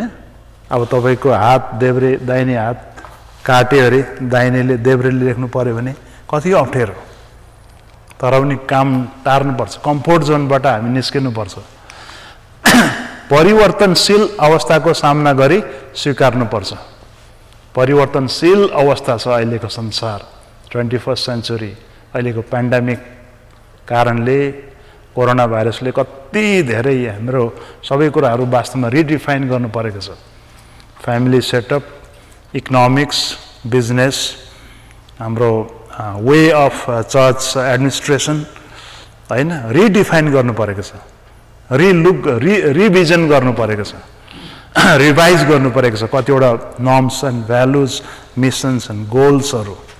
यो पेन्डेमिकले प्याराडाइम सिफ्ट दिएको छ। प्रिय, यथास्थितिवाद र गतिशीलता, हामी चाहिँ स्ट्याटिक हुनको निम्ति बोलाएको होइन, हामी चाहिँ डाइनेमिक हौँ। स्ट्याटिक भनेको चाहिँ यथास्थितिवाद, पहिला जस्तो थियो त्यस्तै चलेका ट्रेडिसनलिजम।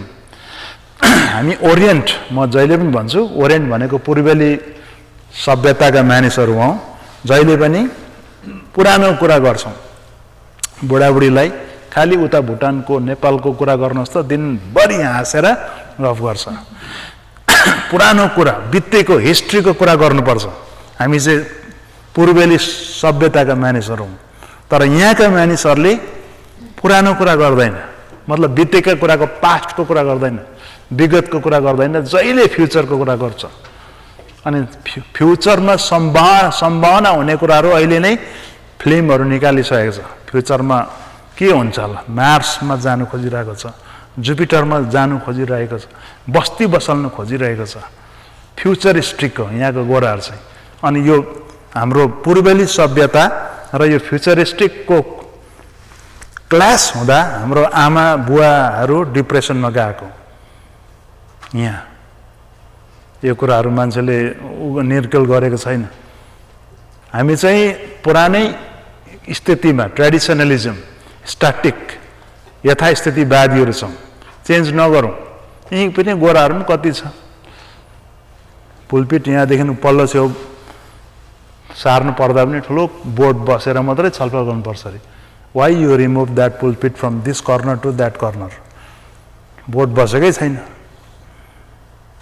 अनि कतिवटा कुराहरू गर्नुपर्दाखेरि वास्तवमा नि हामी चाहिँ डाइनेमिक मानिसहरू हौँ। तपाईँलाई रुममा बोर हुन्छ भने यतापट्टि जहिले पनि बेडको सिरानी थियो भने त्यो बेडलाई फरक्क फर्काएर यता पार्नुहोस्। कोही बेला स्टडी रुममा अब यति साह्रो सानो रुम छ, स्टुडेन्टलाई यति साह्रो बोर हुन्छ, त्यो टेबल सेट जहिले पनि इस्ट फर्केको छ, त्यसलाई अलिकति मोनोटोनस ब्रेक गर्नको निम्ति, चेन्ज ल्याउनको निम्ति त्यो टेबललाई सारेर कर्नरपट्टि लानुहोस्। विदिन द रुमभित्रै तपाईँको डिजाइन, तपाईँको इन्टेरियर डिजाइनिङ चेन्ज गर्नुभयो भने तपाईँको मोनोटोनस निकै हराएर जान्छ।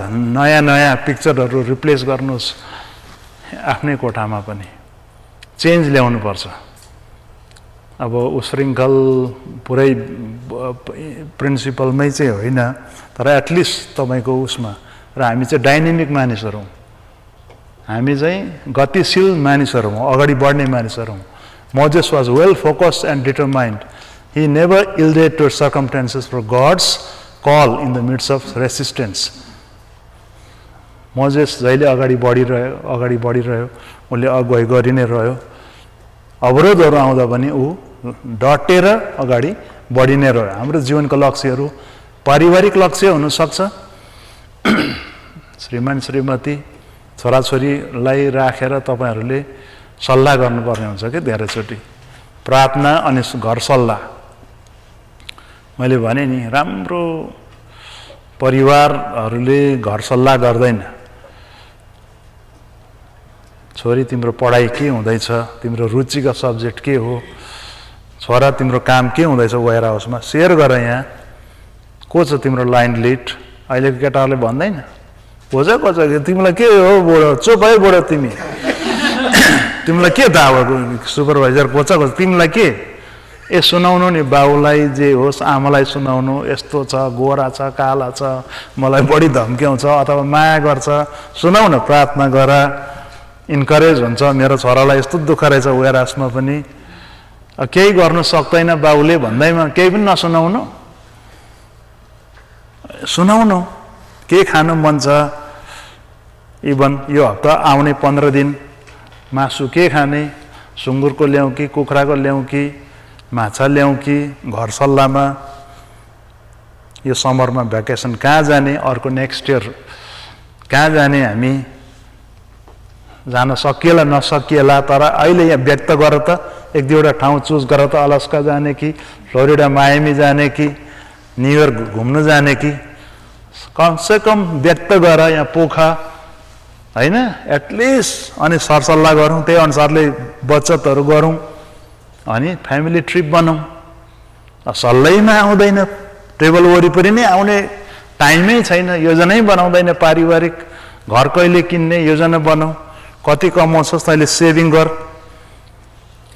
डाउन पेमेन्ट यति गर्नुपर्छ, तेरो इन्कम अहिले कति छ, 15 थियो अहिले बढ्यो कि बढेन भन्नु पऱ्यो नि स्पष्ट। छोराले छोरीले 18 भयो कि 21 भयो कि स्पष्ट देखाउनु पर्यो। पेचेक घुसुक घुसुक नेपाल पो पठाउँदा चाहिँ कुन चाहिँ तरुणीलाई यहाँ भन्, यहाँ दुधका दुध पानीको पानी होइन, हो कुरा हो। घुसुक घुसुक वेस्टर्न मनी पो भेटिरहेको छ है बुढोको कोटमा त, कसलाई पटाएको, घर झगडा थुप्रो छ झगडा हुने, कुन चाहिँ तरुणीलाई अथवा श्रीमतीले कसलाई, माइतीलाई, त्यस्तो नराम्रो व्यक्तिलाई होइन, खुसु खुसु माइतीलाई, मामाको छोरालाई छोरीलाई यहाँ सल्लाह गरौँ भने त दिँदैन, 100-150 रुपियाँ गुपचुपमा हालिदियो लन्टै साथ पनि हल्लै छैन। भेट्यो भने तर के हुन्छ, झगडा। वेस्टर्न युनियनको स्लिप कहाँ छ, झोकिएर धुने बेलामा त फेला पर्यो। झगडा किन नगर्नु, होइन किन गर्नु, सल्लाहमा पारदर्शी प्रकारले गऱ्यो भने पारिवारिक लक्ष्य राख्नुपर्छ प्रिय। यसै कारण हामी जोइन्ट फ्यामिलीमा छौँ होइन, धेरै कुरो यहाँको राम्रो छ तर सबै कुरो राम्रो छैन पनि। यहाँको लिभिङ टुगेदर, यहाँबाट अब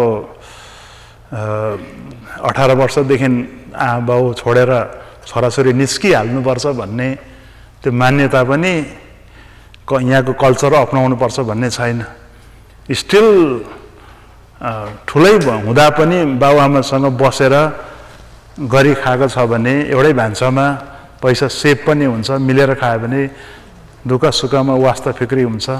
सबै कल्चर सबै प्र्याक्टिस यहाँको राम्रो छ भन्नु मिल्दैन। कति कुरा हाम्रो राम्रो छ, हामीले किन घर किनेको गाडी किनेको भन्दा हाम्रो खाने भोजनै सस्तो छ। 12 जना एकै ठाउँ ड्याममा खान्छौँ, सस्तो भयो खाना, नुन तेल चामल सबै सस्तो भयो, युटिलिटी सस्तो भयो।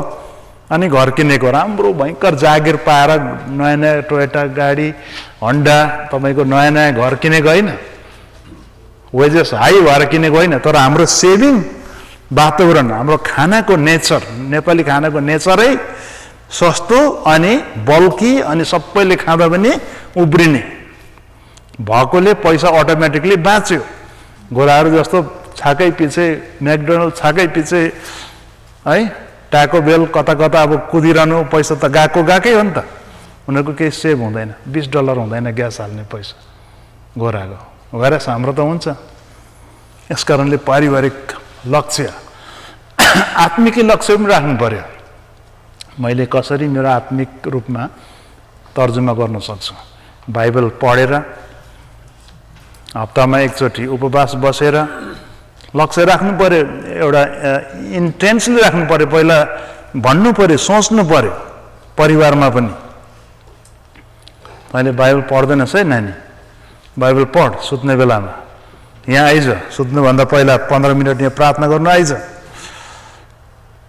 भजन सङ्ग्रह 1बाट सुरु गर, कमसेकम करै लाएर भजन सङ्ग्रह मन नलागी यो टिनेज छोरीले छोराले पढ्दा 1-2 दिन त उसलाई झ्याउ हुन्छ। कमसेकम वचन पढिरहेछ, कमसेकम काहीँ न काहीँ त कुनै वचनले उसलाई हिट गर्छ नि त, हो सम्झना रहन्छ नि त। अनि कमसेकम वचनले काम गर्छ उसको हृदयमा, डेली पढिरहेको छ। आत्मिकी लक्ष्य शैक्षिक लक्ष्य राख्न सक्छौँ। छोराछोरीको शैक्षिक लक्ष्य अब के पढ्ने, कति वर्ष लाग्छ हाई स्कुल ग्रेजुएट हुनु, त्यसपछि कहाँ जाने, कति वर्ष, त्यसपछि के जागिर खाने, अझ केमा मास्टर गर्ने। अब अहिले त धेरै पास्टर्सहरूले अनलाइनबाट पढिरहनु भएको छ, तपाईँहरूले पनि स्कुल जोइन गर्न सक्नुहुन्छ कहीँ है। असबरी थियोलोजिकल सेमिनारी छ, एसल्यान्ड छ, अरू विभिन्न माध्यमहरू छ सर्टिफिकेट लेभलको। अलिकति परिश्रमी पढ्छु म सिक्छु भन्ने अगुवा पास्टर्सहरूको एकदम एम्पल अपर्च्युनिटी छ। हाम्रो गुरुजनहरू हुनुहुन्छ, सरसल्लाह माग्नुहोस्, काउन्सिलिङ लिनुहोस्, परामर्श लिनुहोस्। काहीँ न काहीँ तपाईँहरूलाई रिलेट गरिदिने कामहरू हामी गर्छौँ। अनि पढेपछि के हुन्छ, रिफ्रेस हुन्छ, नयाँ नयाँ कुराहरू सिकिन्छ, यहाँको स्ट्यान्डर्डमा जानिन्छ। अनि यहाँको स्ट्यान्डर्ड अनुसार यहाँको गोरा मण्डलीहरूलाई पनि हाँक्न सक्ने हाम्रो पास्टर्सहरू उत्पादन गर्नु परेको छ। खालि भैँसी लड्यो, खालि निको भयो, रुखबाट झरेको थियो, बेलडाइँकै मात्रै कुरा गरेर त्यसले धेरै वर्ष एपिल गर्दैन अबको नानीहरूलाई। राम्रो कुरा हो, 14-15 वर्षको नानीहरूलाई त्यो बेलडाइँको कथाले, रत्त खोलाको कुराले, भुटानकै कुराले एपिल हुँदैन। सधैँभरि त्यो टेस्टमनीले उनीहरूलाई बुढाले अब यो भन्छ, अब अघि चाल पाइहाल्छ केटाकेटीले, अब यसो भन्छ, रत्त खोलाको कुरा ल्यायो, समथिङ केही न केही इन्साइट फ्रेस ल्याउनु पऱ्यो क्या। अनि अहिलेको नानीहरू एपिलिङ हुन्छ, एकदमै ब्राइट छ नानीहरू। हामी त बिग्रे भन्छौँ नि, तर पोजिटिभली पनि हेर्नुपर्छ। उनीहरूको थिङ्किङ क्यापेसिटी, ग्रास्पिङ क्यापेसिटी यहाँको नानीहरूको एकदम हाई छ, बियोन्ड छ, हाम्रोभन्दा धेरै छ। कतिवटा कुराहरू हामीलाई सिकाउँछ नानीहरूले, छोराछोरीले। शैक्षिक लक्ष्य पनि हामीले निर्धारण गर्नुपर्छ। पेसागत लक्ष्य भनेको अब काम, करियरको लक्ष्य के गर्ने होइन। ट्रक कुदाउने हो कि, कति वर्ष ट्रक कुदाउने, कुन उमेरसम्म ट्रक कुदाउने, कति खर्च लाग्छ ट्रकको चाहिने सर्टिफिकेट निकाल्नु, लाइसेन्स निकाल्नु। कुदाउँछु म, उहाँ त कुदाएको सिलगढीमा भनेर हुँदैन यहाँ होइन, उहाँ कस्तो ठेकदार म भनेर यहाँ हुँदैन। इन्जिनियरिङ कामहरू, घर बनाउने कुराहरू ट्रेनिङ लिनु पर्यो पेसागत। छोरीहरूले अब यो नङको हरेक अब केसको ट्रेनिङहरू लिने कि, स्यालुनको ट्रेनिङ लिने कि होइन, डेन्टिस्ट्रीको सानो सानो प्याकेज ट्रेनिङ लिने कि, सिएनएको ट्रेनिङ लिने कि, 3 वर्ष 4 वर्ष लाग्छ। पेसागत लक्ष्य, किन वेयर हाउस मात्र झुन्डिरहनु। मैले जहिले च्यालेन्ज गर्छु, अबको 15 वर्ष, अबको 5 वर्षपछि हाम्रो मान्छेले पनि व्हाइट कलर जब गर्नुपर्छ। खालि वेयर हाउस मात्रै गएर छेपारी फुटाएर कुखुरै मात्रै काटेर, अब यो हो एन्ट्री लेभलको जब हाम्रो आमा बाउ दाजुहरूले पहिला गर्नु पर्यो, यो उ थियो। तर यत्रो अवसर छ, अबको नानीहरूले त नयाँ नयाँ पेसा, नयाँ नयाँ शैक्षिक योग्यताका कुराहरू सिकुन्। र अर्काकै छोराछोरी भए तापनि, अन्य जाति नै भए पनि व्हाइट कलर जब गरौँ न। व्हाइट कलर भनेको चाहिँ यहाँ सेतो सर्ट पनि यहाँ मैला नलाग्ने, पसिनाले उँभो उठुन् न। विभिन्न पेसामा, विभिन्न, कोही बिजनेसमा जाउन्, कोही कता जाउन्, कोही प्रोफेसनल केमा हुन्। अनि समाज मल्टी डाइमेन्सनल, चौतर्फी आयाममा विकास हामी भएको। अब हामी पास्टर्सहरू पनि खालि दशंश भेटिले भन्छौँ, तर त्यसलाई पढाएर, त्यसलाई उच्च ओहदामा पुर्याउने, त्यसलाई इन्करेज गर्ने, झन् धेरै कमाउने पाटोमा चाहिँ नलाने, खालि दशंश चाहिँ ल्याउ यहाँ कमाएर, खुरुक्क प्रचार मात्रै गर्ने, तर कमाउने मेलो, पढ्ने मेलो चाहिँ नसिकाइदिने, खालि ल्याउ यहाँ। किन नल्याएको दशंश भेटी? तर उसले कहाँबाट ल्याउँछ बिचारा? $15 काम उहिलेदेखि गरेको, $15बाट $22 खाने कसरी पुर्याउने, उसलाई कसरी तुल्याउने? त्यो टेक्निकहरू सिकाउने, पेसागत लक्ष्य राख्ने, इन्करेज गर्ने। अहिले थुप्रो अप्सन्सहरू छ। इभन एमाजोनमा काम गर्नेहरूलाई स्कलरसिप दिन्छ। हाम्रो भाइहरूले कम्प्युटर इन्जिनियरिङहरू गरिरहेको छ, त्यहाँ सिकिरहेको छ, काम गरिरहेको छ, उनीहरूकै स्कलरसिपमा पढि पनि रहेको छ। हाम्रो केशवले, हाम्रो पास्टर भीम भाइले पढिरहेको छ भित्रभित्रै। अब सधैँभरि त उनीहरू त्यस्तो रहँदैन। योजना बिनाको लक्ष्य केवल सपना मात्र हो। योजना बिनाको लक्ष्य सपना मात्र, एउटा ड्रिम मात्रै हो, होइन? तर परमेश्वरले सबै लक्ष्यहरू पुरा गरिदिनु हुनेछ। निष्कर्ष, सफल मानिसले लक्ष्य निर्धारण गर्दछ। दुईवटा विकल्प छ, कि जीवनमा लक्ष्य निर्धारण गरेर सफल मानिस बनौँ, कि त लक्ष्यविहीन बनी समयको हुरी भित्र रुमलिएर अल्लामल्लामा परौँ, होइन?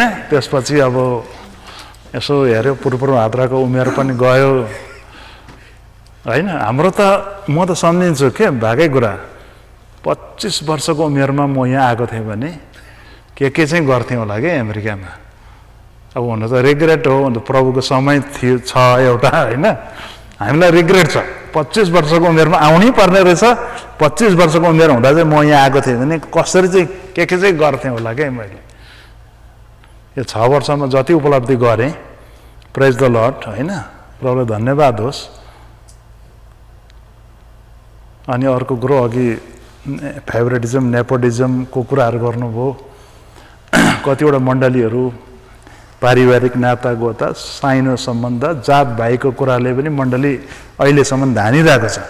र अब यो धान्दैन, स्पष्ट कुरा। हामी यो कोठे बैठक हो, त्यसरी बेलडाइङको साइनोले भुटान गेलिफोको हो, यता आइज न, कहाँ साम्चीकोसँग गएको त, यता हामी दागानाको, कता त्यता त्यो चिराङको चर्चमा गएको, यता हामी राई चर्च, विश्वकर्मा चर्च, यता यहाँ मामा हुँदाहुँदै त्यो काको मान्छे जान्छु, धम्काएर पनि यता तानेर छोडेको छ।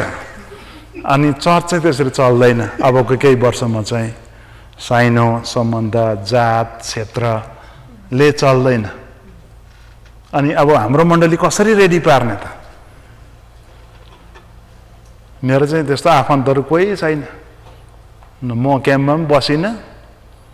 त्यसरी क्याम्पमा बसेर थुप्रो सासू ससुरा मामा माइजू भएको भए मेरो पनि मेगा चर्च हुन्थ्यो होला। तर प्रभुलाई धन्यवाद, कोही छैन। सानो परिवार, आफ्नो मान्छे पनि छैन क्या। सासू ससुरा काका साके फुपू मितामा कोही पनि छैन। अनि यसो सोच्छु, अब हाम्रो मण्डलीमा सबै जातको छ, सबै क्षेत्रको छ, होइन? जात हेरेर साइनो केलाएर आएको पनि होइन। यो पनि एउटा चुनौतीको विषय हो, तपाईँहरूले सोच्नुपर्ने हुन्छ। अहिले जे छ ठिक छ, तर यही कुराले चाहिँ मण्डली बाँधिन्छ भन्ने चाहिँ होइन। एकदम भोलाटाइल छ, इङ्ग्लिसमा भोलाटाइल, फ्रेजाइल छ। अघि सरले पनि कुरा गर्नु भएको छ। त्यो भएर हाम्रो सरहरूलाई पनि चुनौती छ। उहाँहरू भुटनिज होइन, उहाँहरू नेपाली मूलको पास्टर सर हुनुहुन्छ, र पनि सेवकाई धानेर बस्नु, शिक्षाले रिजाउनु चाहिँ ठुलो कुरा हो। म चाहिँ त्यसरी म प्रेज गर्छु। स्पष्टै भन्नुपर्दाखेरि कतिजना चाहिँ अब साला साली है, काका काकी, बडाबाउ सोरसार, उता हाम्रो सिराङको भएन, बेलडाइङको साइनो, हामी यता सेक्टर डीको आऊ न यता। अब धेरै थरीको साइनो छ नि त। हामी गोलदापको, कहाँ बेलडाइङकोसँग, त्यट धेरै छ साइनो, धेरै क्याटेगोरीको छ के मण्डली सङ्गठित पार्ने पनि। तर त्यसले कामयाबी हुँदैन। अन्य भाषा बोल्नेहरूको, नबोल्नेहरू कता गएको भड्काइदिने रहेछ, होइन? कि त लक्ष्यविहीन बनी समयको हुरी भित्र रुमलिएर अल्लामल्लामा परौँ, त्यो पनि विकल्प हो। पूर्वमा हात राख, अर्काको डा गर, बस, खोइएका। अर्को विकल्प छैन त। अब हो, फुड स्ट्याम्प खाऊ, मेडिकेट खाऊ, एक दिन देखा जाला। साँच्ची होला है। प्रभुले लक्ष्य निर्धारण गर्नुपर्छ र मण्डलीको पनि निर्धारण गर्नुपर्छ। मण्डलीको कमिटी बसेर 2 दिन चुक्ता 2 दिन 3 दिन प्रार्थना गर्दै अबको 2 वर्षको योजना के हो, हाम्रो कार्य योजना के हो, कतिवटा सेमिनार राख्ने, कुन मितिमा, अनि कहिले पिकनिक जाने। फर इक्जाम्पल है, हाम्रो चर्चको पिकनिक कहिले जाने, नेक्स्ट इयर, अहिले नै क्यालेन्डर तय गर्ने। हाप र झाप पर्सि जाउँला भनेर हुँदैन क्या। समय आइपुगेपछि सन्डे स्कुल टिचर्सहरूको ट्रेनिङ कतिचोटि राख्ने विदिन दिस 2 इयर्स, अहिले नै डेट क्यालेन्डर भर्ने। मण्डलीको लक्ष्यहरू यो वर्षमा कति नयाँ आत्माहरू ल्याउने, एक परिवारले कमसेकम एउटा परिवार ल्याउने चुनौती दिनुहोस्। हामी त त्यो गर्दैछौँ, साह्रो भएन यो। नयाँ आत्माहरू मरिरहेको छ होइन, अन्य जातिहरू मरिरहेको छ। तामाङ घेदुङ सङ्घ छ, मगर सङ्घ छ, गुरुङ सङ्घ छ है, विश्वकर्म समाज छ, हिन्दू बाहुनहरूको थरीथरीको समाज छ। हामी चाहिँ यहीँ चर्च ग्रोथ भएको छैन। हाम्रो विश्वासीको चाहिँ चर्च ग्रोथ भएको छैन, आत्मा बाँचेको छैन, नयाँ आत्मा बाँचेको छैन। ऊ कहाँको मान्छे यता आयो, अब माइन्ड नगर्नुहोस् है, हाम्रो पनि त्यही हो। 100% हाम्रो पनि ट्रान्सफर ग्रोथ मात्रै हो, कन्भर्सन ग्रोथ छैन। टेक भाइलाई नै थाहा छ होइन, ट्रान्सफर ग्रोथ मात्रै हो। अब उहाँ सरलाई चिन्ता छ, त्यहाँबाट अब हाम्रो यो उमेर अनुसार फेरि मान्छे सर्दर छ स्टेट। बुढो बाबामा बुढो भइसकेपछि डेस्टिनेसन चाहिँ पेन्सिल्भेनिया। अलिक हट्टाकट्टा नेपाल 4-5 चोटि जानु छ, के अरे नागरिकता निकाल्नु छ, आयो यहाँ अलिक धाउनु छ नि त, अलिक छ बल। नेपाल धाउनु पर्यो, इन्डिया धाउनु पर्यो, पासपोर्ट बनाउनु पर्यो, नागरिक बनाउनु पर्यो। यो आफ्नो आफ्नो सुविधाजनक परिवारको स्ट्रक्चर हेरेर, उमेर हेरेर मान्छेले डिसाइड गर्दो रहेछ। अनि यहाँ बसेको मान्छे यहीँ बसिरहन्छ भन्ने पनि छैन ग्यारेन्टी। उहाँको मान्छे मेरै विश्वासी, उहाँ 2 वर्ष पेन्सिल्भेनिया गयो, सबै चाख्यो, फेरि ब्याक ल्यायो। हिजो अस्ति घर बेचेर फेरि पेन्सिल्भेनियाबाट त्यत्रो केयर गिभिङ छोडेर फेरि उहाँ नै आयो। त्यस्तो घर कतिचोटि बेच्यो, कतिचोटि किन्यो, कति सर्यो हेर्नुहोस्। अनि मान्छेको टुङ्गो छैन। मैले भने नि अघि, यस कारणले नयाँ आत्माहरू जित्ने योजनाहरू बनाउने। 1 फ्यामिली एनदर 1 फ्यामिली। बर्थडे मनाउनुहोस्, हामीलाई 2 जनालाई बोलाउनुहोस्, अन्य जाति 3-4 जना बोलाउनुहोस्। नानीको बर्थडेको प्रिटेक्समा खालि त्यो केक काट्ने सेलिब्रेट मात्रै होइन, सुसमाचारीय प्रकारको होस्। अघि सरले भन्नुभयो तपाईँको घर मेरो घर चाहिँ सुसमाचारको एउटा जङ्सन होस्। तपाईँले सेयर नगर्नु होला, तपाईँलाई डाक्नु मात्रै न, छिमेकीलाई, पल्लो कोठाको अन्य जातिलाई खाना बनाएर हामी आउँछौँ नि यहाँ सुसमाचार प्रचार गर्नु, ऱ्यापोर्ट बिल्ड गर्नु, उनीहरूसँग भलाकुसारी गर्नु।